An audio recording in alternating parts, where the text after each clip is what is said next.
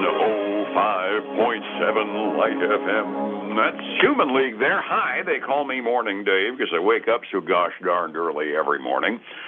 We're at 8:42 now, 18 before 9. Advisory services offered through Second Half Financial Partners, LLC, an SEC-registered investment advisor. The opinions voiced and information provided in this material are for general informational purposes only and are not intended to provide specific advice or recommendations for any individual. To determine which investments are appropriate for you, please consult with a financial advisor. Second Half Financial Partners, LLC does not provide tax or legal advice. Please consult your tax or legal advisor regarding your particular situation.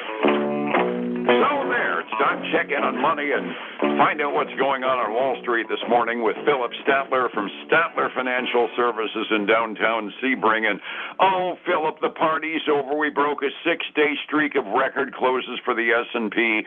I guess that means we must be heading into a recession or something if you're on the mainstream press, right? Well, hey, it's you just can't one bad day out of how many? You just can't. Yeah.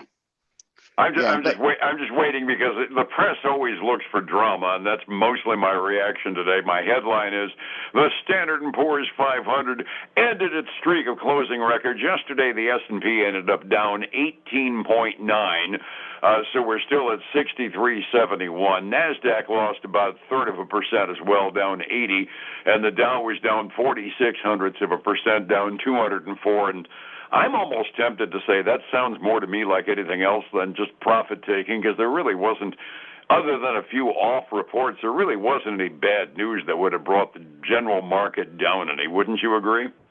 Oh, yeah, I think so. I mean, profit-taking, I think it flipped about late afternoon is when I noticed it heading down.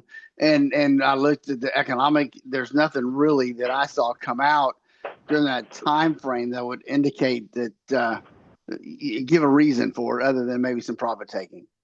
Yeah, that's pretty much that was my reaction looking at the curve. I mean, it looked like, okay, there was a little hiccup about 1 p.m. upward, and that was about the time that President Trump said nice things about the Secretary Bessent negotiations with China. That was also about the time that we got the consumer confidence, which was a little bit better than expected too, right? Yeah, it was. The consumer confidence came out about 10 o'clock yesterday morning, and it ticked up 2 points. It was expected to be 95.2. It came in at 97.2. And if you compare it to the previous reading, the previous reading was 93. So really, that was a nice jump from 93 to 97.2. Absolutely, and as consumer-driven as the United States economy is, that's just a poll. It's kind of like following political polls, but as consumer-driven as we are, confidence in the consumer is really a bellwether that means something serious in this economy. We got some more good news this morning to start things out after we were concerned about the last quarter GDP when we actually shrunk by a little bit on the gross domestic product. Quarter-over-quarter annualized growth in the gross domestic product. I'm trying to remember. I think this is the first reading on last quarter, but they're reading a 3% increase in the gross domestic product. That's our big macro market mover for the morning, and I've got to consider that good news because they were only expecting 2.5%. Yeah, mine was at 2.3%, but still, the first quarter number was a minus 0.5%. So, exactly, which had all of us a little nervous. It did. It really did. And to go from a minus 0.5 to a 3, that's a pretty hefty jump, which is good. I expected when I saw that to see the markets, kind of skyrocket, but that didn't happen either. I mean, they really just, it was kind of a non-event. Just kind of everything in the future just kind of chugged along at the same rate they were before that announcement came out. Yeah, I think they're probably waiting for the Fed decision and see what the gossip mill does. Get to that in a second, right after the other number that came out, and it's always a good precursor. It's almost never right, but at the very least, it's good news. The ADP private employment guesstimate before the big government number comes out on Friday. ADP says we added 104,000 new jobs to private payrolls last month too. They were only expecting on my number like 75,000, and kind of like the gross domestic product number last month was just, Armageddon. They showed 33,000 down. All of a sudden, now we overexceed the number of jobs added to the private sector. I mean, the macro numbers that we're getting this morning, you're right, we should be having party time on the indexes if it wasn't for the interest rate decision this afternoon.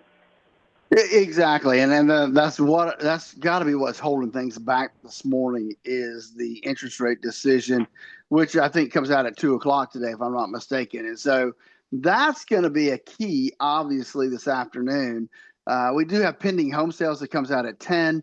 I don't think that will be a non-market mover, pretty much no matter what happens there. I was going to say, if two major surprises on the macro front don't do it, an expected under pressure economic sector like home building, I don't expect too terribly much to move the market. The Fed decision is getting over amplified today because everybody is absolutely certain they're not going to do anything, but I keep reading it over and over and over again that Michelle Bowman and Christopher Waller both want to cut rates. Almost nobody else on the open market committee does. So that the phrase is, if they both dissent, it'll be the first time we've seen two dissents in decades. I'm sorry, the vote will still be 10-2 to do nothing. Why are we getting so excited about this? I guess I don't understand. They have discussions. Two people disagree. Whoopee fizz. Well, they don't have anything else to talk about, Dave, so they got to make something out of something. So, that's where it's coming from. In a mainstream press that has a hissy fit, when somebody took a picture of President Trump without his fake tan on the golf course the other day, we get excited over the dumbest darn things. And right now, the fact that two Fed governors could actually disagree with holding steady out of 12 votes, I'm sitting here and saying, oh, Lord.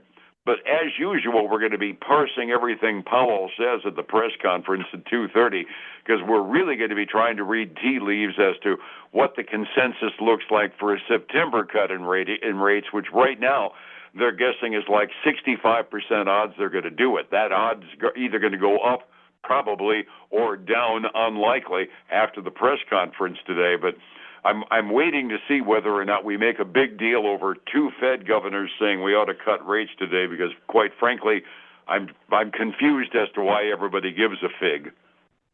Yeah, I think it'll be. We'll see at 2:00 what happens, and I think they'll hold steady. So that's yeah. That's probably a safe bet. Stock activity going around.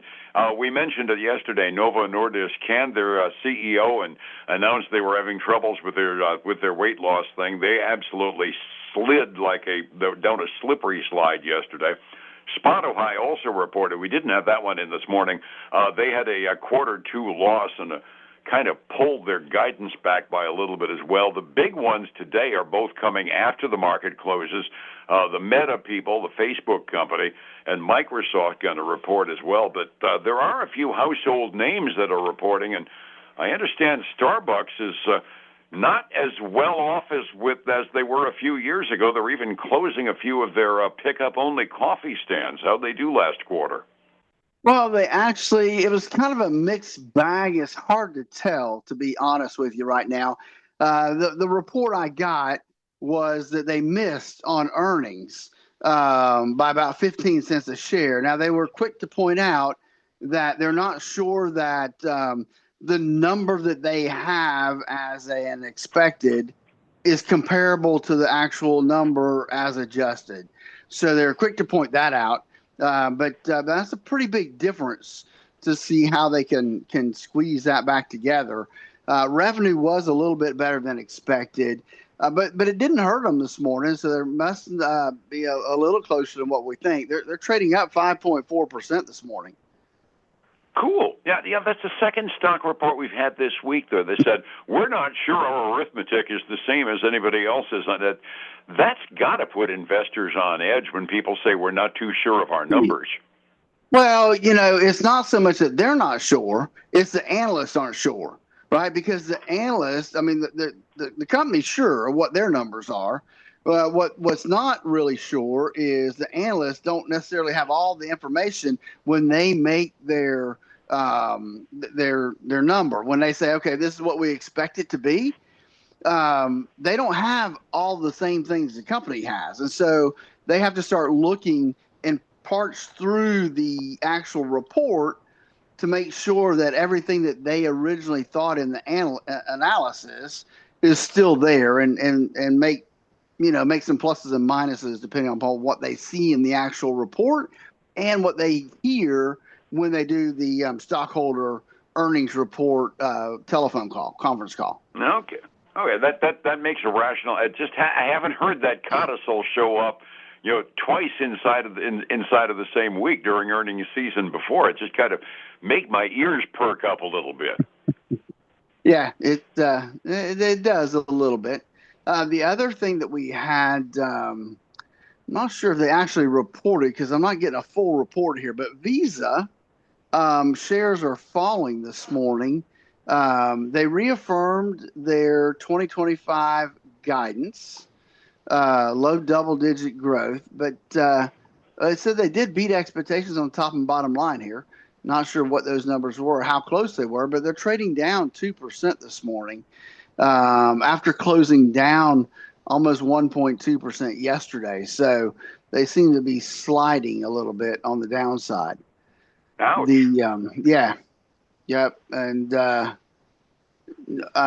we talked about Novo Nordisk earlier. You did, and so they're trading down another 4.8% this morning. Ouch. Yeah. So a lot of ouches this morning. Go ahead. No, I was going to say, are they? I thought Novo Nordisk is a foreign company. They do trade on our exchange, though, right? They do. They do trade on our exchange. But you know what? They're pretty close to their 52-week low. Actually, they will open at their 52-week low right now at the rate they're going. Yeah, they're a Danish pharmaceutical company. I was going to say, I knew they were over in Europe somewhere, and that's becoming a very competitive field with the generic GLP or GDP, whatever those injectable weight loss drugs are. The name brand ones, all I keep hearing over and over again is that they're all getting eaten up by the generic competitions from the compounding pharmacies. Yeah, they're definitely making headway. They're reducing the price and that kind of stuff, which hurts companies like Novo and the other companies that really supply that drug. Talking about meds, we got Teladoc Health Company. They narrowed their loss. They were expected to lose 26 cents a share. They only lost 19 cents a share. Revenue better than expected. So that has them up about 2% this morning before we get going. Let's see. I'm trying to thumb through here, see if there's any other companies that really we recognize. Lending Club. It was a household name at one time. It's you don't hear about it much anymore. Sometimes they'll run some ads, but not as often as they used to. They had a really great quarter. They beat by more than double what was expected. They made 33 cents a share. They were expected to only make 15 cents a share. Revenue well ahead of expectations also. So they're maybe your big winner today, Dave. Up right now 26.8%. Whoa, like you said, we haven't heard much about them. It's kind of like a Monty Python thing. We're not dead yet. It's out there. Resetting the table, it looked like more of a profit-taking day than anything else last night. Everybody was pretty much in minor amounts of red ink at the close yesterday afternoon. 45 minutes before we open today, what are we looking at? Just a tinge of green, Dave. We got the Dow up 27 points, S&P 500 up $9, the NASDAQ 100 up $51. So nothing drastic on the open.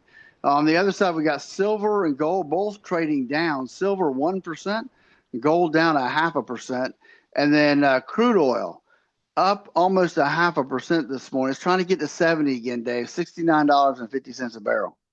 Ouch, that's like $2 a barrel up from where it was yesterday morning, too. So I wonder if that's a function of all the tiff that's going on over whether or not we're going to be capable of supplying all the energy Europe agreed to buy from us in that deal they shook with Trump.